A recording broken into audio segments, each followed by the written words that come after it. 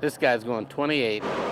There's a 20 mile an hour. He could care less. Stand around a valley school zone, Well, they don't pay a whole lot of attention to anything except picking up their kid.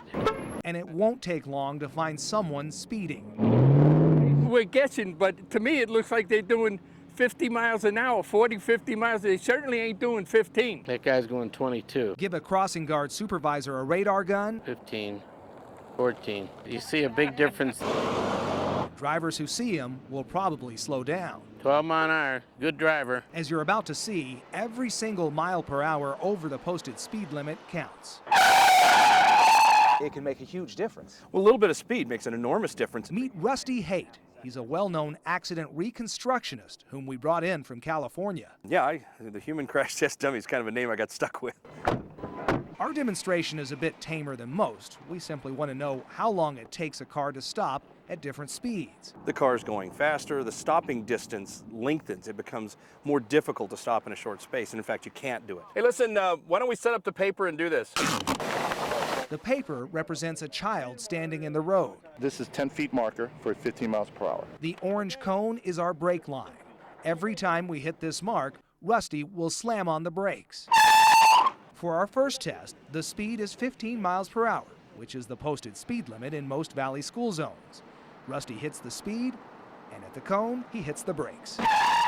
At 15 miles per hour, the car skids 10 feet. The paper, representing our child, is safe. All right, I'm going to do 1 at 25. Okay. On the next run, we went 25 miles per hour, a speed still considered slow by most. Once again, Rusty hits the brakes at the exact same point.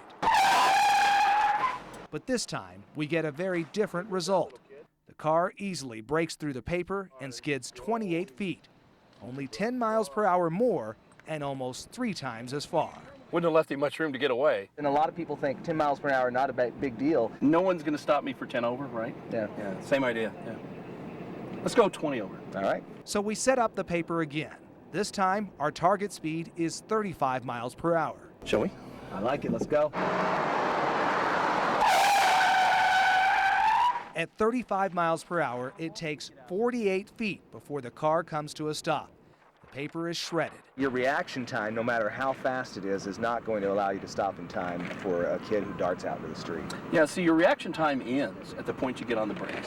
Now after that, you're just worried about the brakes bringing you to a stop, Right. and the faster you're going, it will always take longer, regardless of what happened before you get on the brakes. Simple physics. Doesn't matter how good a driver you were before you push that brake, it's over. Exactly. So while the speedometer may only move just a bit, if you're speeding in a school zone, Could be the difference between life or death. 15 miles per hour is 15 miles per hour. A mile over is detrimental to a child. The whole idea behind speed limits is not for writing tickets, it's not to keep people to slow down arbitrarily. If that piece of paper had been the child out there in the road, we would have hit the child as soon as we got above the school zone speed limit. 20 mile an hour. There's a guy going 24. Oh, look at this guy, man. I should have been on the ball. it's the same message you'll hear from those who guard your kids on a daily basis. I would say speeding is the worst problem we have. We want them to slow down. You get frustrated because for the safety of the kids, that's the main thing, the safety of the children.